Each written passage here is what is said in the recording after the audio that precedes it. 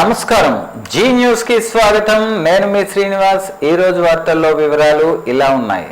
సహకార శాఖలో రాష్ట్ర వ్యాప్తంగా సుమారు 100 మంది వివిధ కేడర్ల ఉద్యోగులకు పదోన్నతులు కల్పిస్తూ ప్రభుత్వం ఉత్తర్వులు జారీ చేసిన సందర్భంగా AP co operative services association రాష్ట్ర అధ్యక్షులు టీవీ ఫణి పేర్రాజు నేతృత్వంలో రాష్ట్ర కార్యవర్గ సభ్యులు, వివిధ జిల్లాల అధ్యక్షులు, కార్యదర్శులు, పదోన్నతులు పొందిన ఉద్యోగులు విజయవాడలో వ్యవసాయ సహకార శాఖల మంత్రి కింజరాపు అచ్చెన్నాయుడును మర్యాదపూర్వకంగా కలిశారు. ఈ సందర్భంగా మంత్రి ఆదేశాల మేరకు పదోన్నతులు త్వరితగతిన మంజూరు చేయటమే కాకుండా పూర్తిస్థాయి పారదర్శకతతో పోస్టింగ్ ఆర్డర్లు జారీ చేసినందుకు ఏపీ కోఆపరేటివ్ సర్వీసెస్ అసోసియేషన్ హృదయపూర్వక ధన్యవాదాలు తెలిపింది. ప్రమోషన్లు పొందిన ఉద్యోగుల అభ్యర్థన మేరకు మంత్రి కింజరాపు అచ్చెన్నాయుడు కేక్ కట్ చేసి ఉద్యోగులతో ఆనందాన్ని పంచుకున్నారు. అనంతరం స్వీట్లు పంపిణీ చేసి శుభాకాంక్షలు తెలిపారు. ఈ సందర్భంగా మంత్రి అచ్చెన్నాయుడు మాట్లాడుతూ ఉద్యోగులకు సకాలంలో పదోన్నతులు కల్పించడమే కాకుండా అవినీతికి ఆస్కారం లేకుండా పూర్తి స్థాయి పారదర్శకతతో పోస్టింగులు ఇవ్వటం కూటమి ప్రభుత్వ లక్ష్యమని పేర్కొన్నారు. ఉద్యోగులు సానుకూల వాతావరణంలో పనిచేసేలా ప్రభుత్వం తగిన చర్యలు తీసుకుంటోందని, వారి హక్కులు ప్రయోజనాల పరిరక్షణకు కట్టుబడి ఉన్నామని స్పష్టం చేశారు. అలాగే సహకార శాఖలో వివిధ కేడర్ల ఉద్యోగులకు జారీ చేసిన ప్రమోషన్లలో 100% పారదర్శకత పాటించామని మంత్రి తెలిపారు. ఈ సందర్భంగా ఏపీ కోఆపరేటివ్ సర్వీసెస్ అసోసియేషన్ రాష్ట్ర అధ్యక్షులు టీవీ ఫణి పేర్రాజు మాట్లాడుతూ కూటమి ప్రభుత్వం అధికారంలోకి వచ్చిన తర్వాత గత 2 ఏళ్లలో సహకార శాఖలో వివిధ కేడర్లలో దాదాపు 350కు పైగా ప్రమోషన్లు కల్పించబడినట్లు తెలిపారు. ముఖ్యమంత్రి నారా చంద్రబాబు నాయుడు ఆదేశాల మేరకు ప్రభుత్వం నిర్దిష్ట ప్రణాళికతో ప్రమోషన్ ప్రక్రియ అమలు చేయటం వల్ల ఈ ప్రక్రియ వేగవంతమైందన్నారు. ప్రముఖ సినీ నటుడు జూనియర్ ఎన్టీఆర్ 43వ పుట్టినరోజు సందర్భంగా శ్రీకాకుళం జిల్లా జూనియర్ ఎన్టీఆర్ ఫ్యాన్స్ అసోసియేషన్ మరియు కళ్యాణ్ రామ్ ఫ్యాన్స్ అసోసియేషన్ ఆధ్వర్యంలో ఏర్పాటు చేసిన రక్తదాన శిబిరాన్ని స్థానిక ఎమ్మెల్యే గొండు శంకర్ ప్రారంభించారు. ఈ సందర్భంగా ఎమ్మెల్యే గొండు శంకర్ మాట్లాడుతూ జూనియర్ ఎన్టీఆర్ పుట్టినరోజు సందర్భంగా అభిమానులందరూ కలిసి ఇటువంటి సేవా కార్యక్రమం చేపట్టడం చాలా సంతోషకరమని, రక్తదానం అనేది అన్నదానం కంటే గొప్పది, ఇది ఒకరి ప్రాణాన్ని కాపాడుతుందని తెలియజేశారు. ఇంతటి మంచి ఆలోచన చేసిన జిల్లా ఎన్టీఆర్ ఫ్యాన్స్ అసోసియేషన్ అధ్యక్షులు దుంగ శ్రీధర్ గారిని, కళ్యాణ్ రామ్ ఫ్యాన్స్ అసోసియేషన్ అధ్యక్షులు బుర్రి మధు గారిని మరియు అభిమానులందరినీ మనస్ఫూర్తిగా అభినందించారు.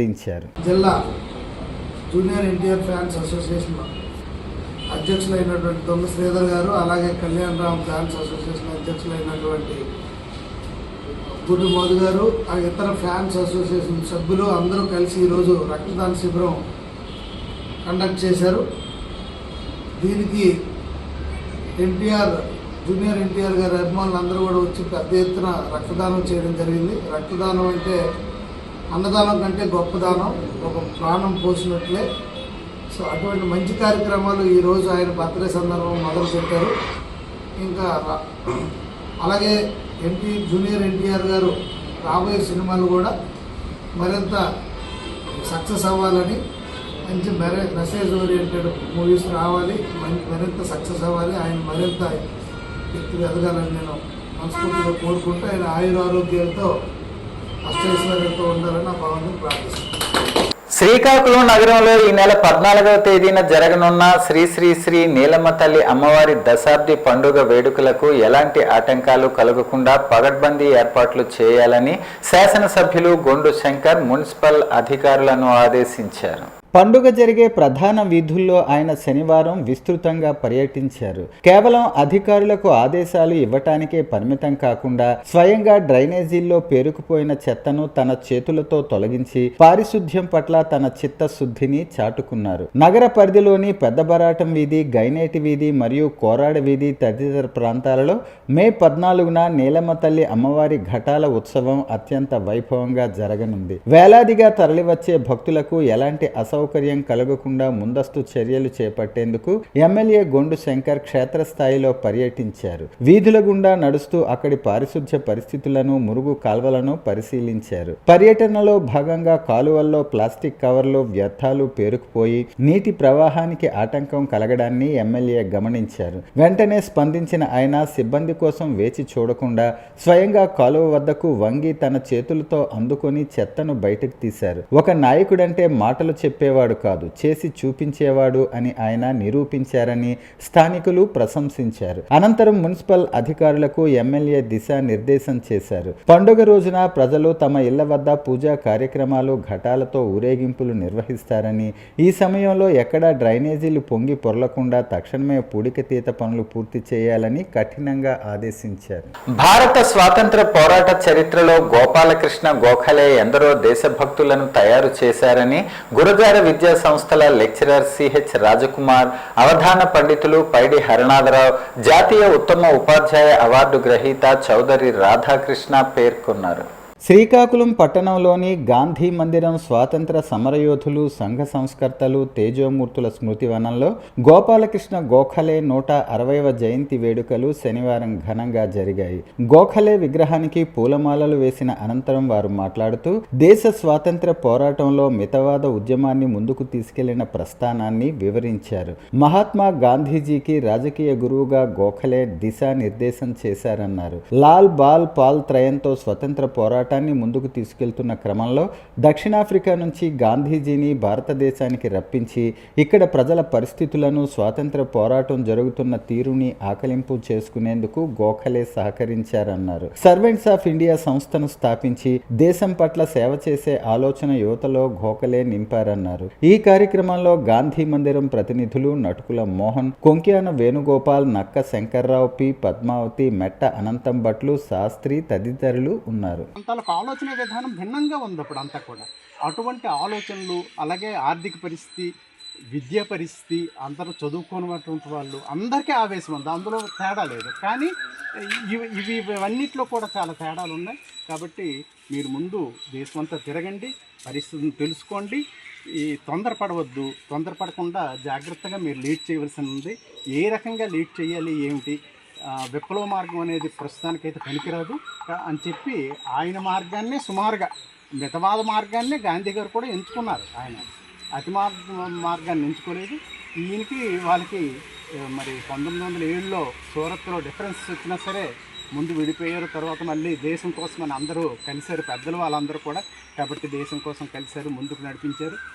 రాష్ట్రంలో ఉన్నత విద్యా రంగాన్ని చంద్రబాబు నేతృత్వంలోని కూటమి ప్రభుత్వం పూర్తిగా భ్రష్టు పట్టించిందని వైఎస్ఆర్సీపీ రాష్ట్ర క్రమశిక్షణా కమిటీ సభ్యులు, మాజీ ఎమ్మెల్యే రెడ్డి శాంతి మండిపడ్డారు. పేద విద్యార్థుల ఉన్నత చదువుల కళను చిదిమేస్తూ విద్యారంగాన్ని వ్యాపారమయంగా మార్చిన ఘనత ఈ ప్రభుత్వానికే దక్కుతుందని విమర్శించారు. చంద్రబాబు పాలనలో చరిత్రలో ఎన్నడూ లేనంతగా ఫీజు బకాయిలు పేరుకుపోయాయి. గత 2 ఏళ్లుగా ప్రభుత్వం చెల్లించాల్సిన ఫీజు రీఎంబర్స్మెంట్, వసతి దీవెన బకాయిలు సుమారు 6,100 కోట్లకు చేరాయి. ఒక్కో క్వార్టర్కు 700 కోట్ల చొప్పున నిధులు పెండింగ్లో పెట్టి విద్యార్థుల జీవితాలతో ప్రభుత్వం ఆటలాడుతోందన్నారు. ప్రభుత్వం నుంచి నిధులు రాకపోవడంతో ప్రైవేట్ కళాశాల యాజమాన్యాలు విద్యార్థులను పీడిస్తున్నాయి. ఫీజు కడితేనే పరీక్షలు, ఫీజు కడితేనే సర్టిఫికేట్లు అంటూ యాజమాన్యాలు మొండికేస్తుంటే ప్రభుత్వం మాత్రం నిమ్మకు నీరెత్తినట్లు వ్యవహరిస్తోందన్నారు. పైగా ప్రభుత్వ యూనివర్సిటీల నుంచి ఏకంగా 1,500 కోట్ల నిధులను దారి మళ్లించి ఉన్నత విద్యా రంగాన్ని అనాథగా మార్చడం దుర్మార్గం అన్నారు. గత వైఎస్ఆర్సీపీ ప్రభుత్వంలో వైఎస్ జగన్మోహన్ రెడ్డి విద్యా దీవెన, వసతి దీవెన పథకాల ద్వారా పేద విద్యార్థులకు కొండంత అండగా నిలిచారు. గతంలో చంద్రబాబు ఎగ్గొట్టిన 1,778 కోట్ల పాత బకాయిలను కూడా జగన్ చెల్లించారు. తల్లుల ఖాతాల్లోకే నేరుగా నగదు జమ చేసి పారదర్శకతకు పెద్దపీట వేశారన్నారు. వేసవి ఎండ తీవ్రతలు తగ్గే వరకు మజ్జిగ సేవలు కొనసాగిస్తామని ప్రముఖ పిల్లల వైద్య నిపుణులు జేసీ వినోద్ కుమార్ కూర్మానా అన్నారు. జేసీఐ శ్రీకాకుళం సన్ రైజర్స్ అధ్యక్షురాలు షర్మిల బృందం ఆధ్వర్యంలో ఉచిత మజ్జిగ చలివేంద్రం కొనసాగుతున్న విషయం తెలిసిందే. ఈరోజు సేవలో భాగంగా జేసీ సెనేటర్ వినోద్ కుమార్ కోర్మానా పాల్గొని పాదచారులకు వాహన చోదకులకు మజ్జిగను అందించి జూనియర్ జేసీ జోన్ డైరెక్టర్ సింగూరు ప్రవీణ్ కుమార్తో కలిసి మాట్లాడుతూ గడిచిన 2 రోజులుగా వేసవి ఉష్ణోగ్రతలు అధికంగా ఉన్నాయని, వడదెబ్బలు తగిలే ప్రమాదాలు ఉన్నాయని ప్రజలంతా జాగ్రత్తలు పాటించాలన్నారు. ద్రవ రూపంలో ఉన్న ఆహారానికి ప్రాధాన్యత ఇవ్వాలని, కూరగాయలలో ఉప్పు కారాలను తగ్గించి ఆహారాన్ని తీసుకోవాలన్నారు. మజ్జిగ, కొబ్బరి నీరు, బార్లీ, సబ్జా గింజలు, పుచ్చకాయలు, నిమ్మరసం లేదా తగినన్ని నీటిని తీసుకోవాలని, అనవసరంగా బయట తిరగకూడదని, మసాలాలు లేకుండా ఉండే ఆహారాన్ని తీసుకోవాలన్నారు. ముఖ్యంగా ఆరుబయట దొరికే ఆకర్షణీయంగా ఆహారం అనారోగ్యానికి కారణమని, దయచేసి వేసవి కొనసాగే వరకు జాగ్రత్తలు పాటించాలని పిలుపునిచ్చారు. రాష్ట్రంలో ఖరీఫ్ సీజన్ 2026ను విజయవంతంగా నిర్వహించేందుకు వ్యవసాయ శాఖ సమగ్ర కార్యాచరణతో ముందుకు సాగుతోందని రాష్ట్ర వ్యవసాయ శాఖ మంత్రి కింజరాపు అచ్చెన్నాయుడు తెలిపారు.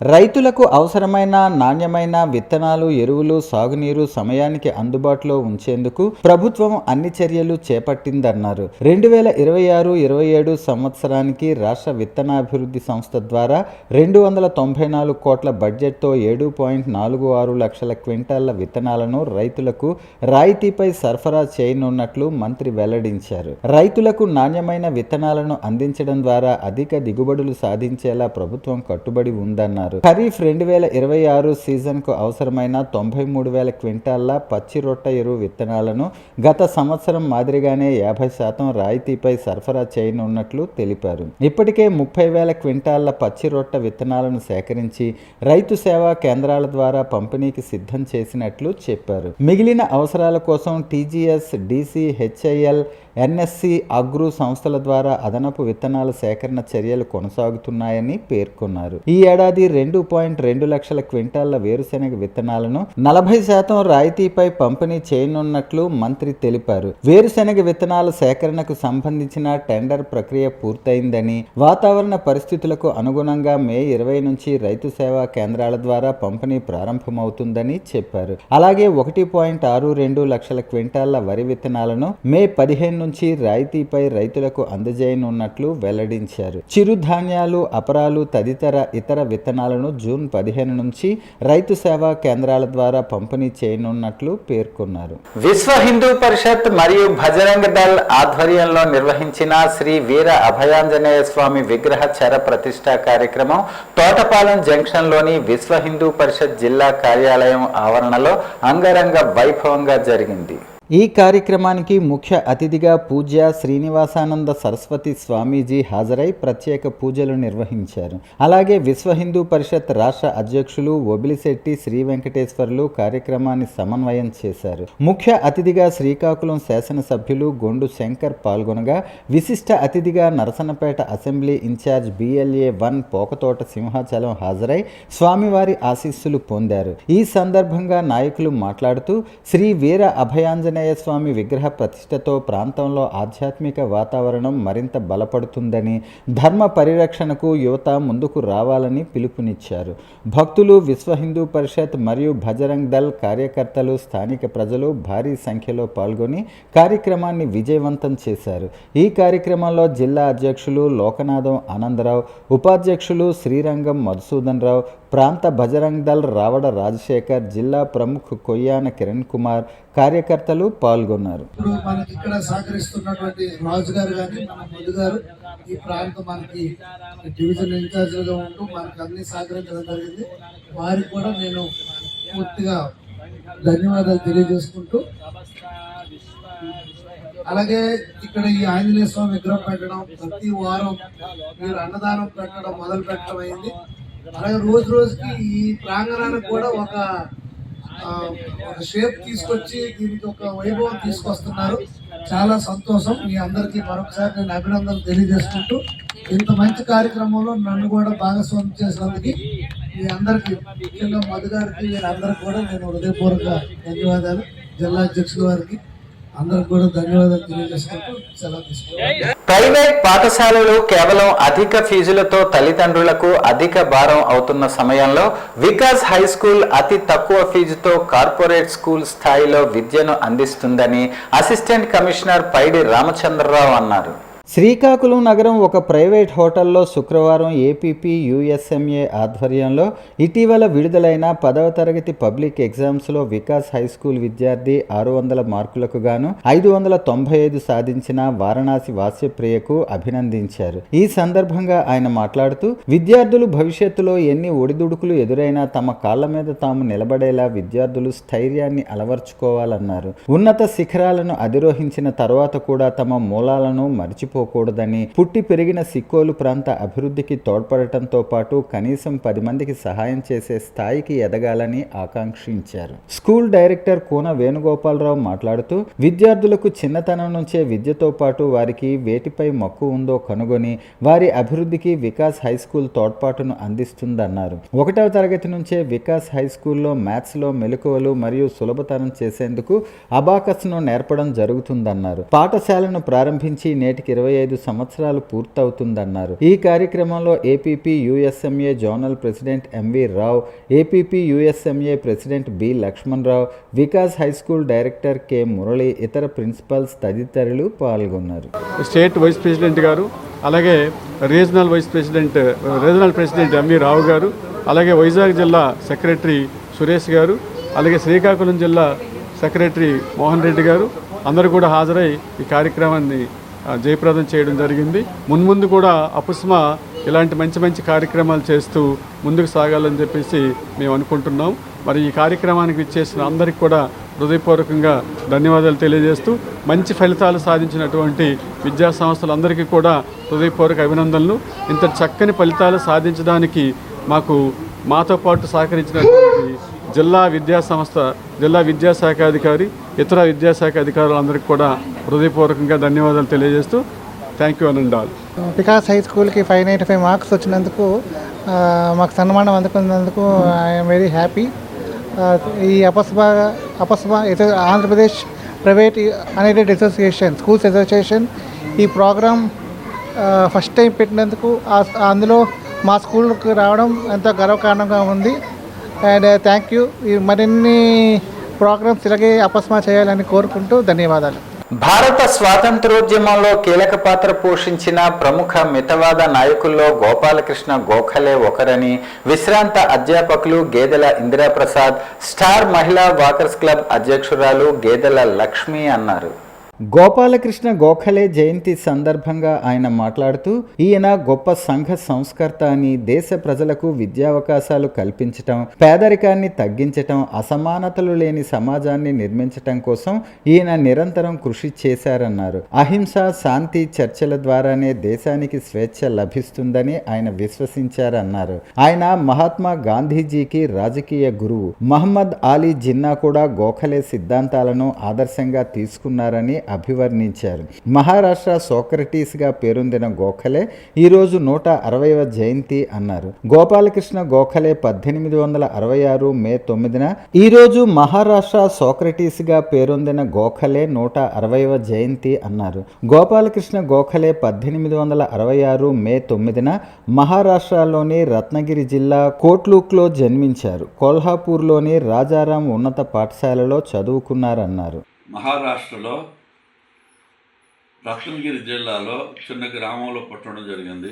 ఆయన రాజారాం అనే స్కూల్లో చదువుకుంటూ ఆ తర్వాత చదువు అయిపోయిన తర్వాత మన దేశానికి స్వతంత్రం రావాలా అన్న ఆలోచనతో, అది కూడా అహింస శాంతి ద్వారా రావాలన్న ఆలోచనతో చాలామంది శిష్యులు తయారు చేశారు. అందులో మహాత్మా గాంధీ గారు, అహ్మద్ అలీ జిన్నా కూడా అందులో వాడే. వీళ్ళిద్దరూ ఆయన తాలూకు సిద్ధాంతాలని నమ్మి ఆయనకి ఫాలో అవుతుండేవారు. ఆ విధంగా వీరు మన భారతదేశ స్వతంత్రానికి ముఖ్య కారకుడైనటువంటి గోఖలే గారు కూడా ఇందులో ఒక మొట్టమొదటి భాగస్వామి. నాగావళి నది జల కాలుష్యాన్ని నివారించాలని డిమాండ్ చేస్తూ సిపిఎం పార్టీ ఆధ్వర్యంలో ఈ నెల 12వ తేదీన మున్సిపల్ కార్యాలయం వద్ద ధర్నా జయప్రదం చేయాలని పిలుపునిచ్చారు. నాగావళి నదీ జల కాలుష్యాన్ని ప్రభుత్వం ఎందుకు అరికట్టడం లేదని సిపిఎం పార్టీ జిల్లా కార్యదర్శి డి గోవిందరావు, కార్యదర్శి వర్గ సభ్యులు కోనారి మోహన్ రావు, పి తేజేశ్వరరావు ప్రశ్నించారు. నాగావళి నది జల కాలుష్యం నివారించాలని, శ్రీకాకుళం ప్రజల ఆరోగ్యం కాపాడాలని, శ్రీకాకుళం మురికి నీరును శుద్ధి చేసి పైప్ లైన్ ద్వారా సముద్రానికి పంపించాలని కోరుతూ నాగావళి నది కలుషిత జలాలను పర్యటనలో భాగంగా పరిశీలన చేశారు. ఈ సందర్భంగా వారు మాట్లాడుతూ కేంద్ర మంత్రి కింజరాపు రామ్మోహన్ నాయుడు జల కాలుష్యాన్ని నివారించి ఎస్టీపీ ప్లాంట్ కట్టడం కోసం ఎందుకు నిధులు కేటాయించడం లేదని ప్రశ్నించారు. కాలుష్య జలాలను ప్రజలు త్రాగటం వల్ల నగరవాసులు తీవ్ర అనారోగ్యం పాలవుతున్నారని ఆవేదన వ్యక్తం చేశారు. ఇటువంటి కాలంలోనే కలుషిత నీటిని తాగటం వల్ల డయేరియా ప్రబలి ప్రజలు తీవ్ర ఇబ్బందులు ఎదుర్కొంటున్న పాలకులకు పట్టదా అని ప్రశ్నించారు. మంచినీరు ప్రజలకు అందకపోవటం వల్ల వస్తున్న రోగాలను ప్రభుత్వ రోగాలుగా అభివర్ణించారు. అందుకు అవసరమైన వైద్య ఖర్చులు ప్రభుత్వమే భరించాలని వారు డిమాండ్ చేశారు. శ్రీకాకుళం నగరంలో 11 చోట్ల నుంచి నాగావళి నదిలో మురికి నీరు, ఆసుపత్రి వ్యర్థాలు, సెప్టిక్ ట్యాంకుల వ్యర్థాలు నదిలో నీటి ట్యాంకుల వద్దకు చేరి అదే నీరు నగరవాసులకి ఇస్తున్నారని ఆవేదన వ్యక్తం చేశారు. ప్రజల ఆరోగ్యం కేంద్ర మంత్రి రామ్మోహన్ నాయుడుకి పట్టదా అని ప్రశ్నించారు. ఈ రోజు ఈ మురికి నీరు తాగడం వల్ల శ్రీకాకుళం నగరంలో ప్రజలంతా కూడా అనేక జబ్బులతో ఈవేళ బాధపడవలసి వస్తుంది. టీబీతోని, క్యాన్సర్తోని రకరకాలు. ఈరోజు నగరం మురికితో పాటుగా ఈరోజు హాస్పిటల్ వ్యర్థాలు, ఎస్టీపీ సెప్టిక్ ట్యాంక్ వ్యర్థాలు అన్ని కూడా ఈ నదిలో వేస్తా ఈ నదిలో నీరే ఈవేళ ప్రజలకి ఇవ్వడం ఇది న్యాయమా అని అడుగుతున్నాము.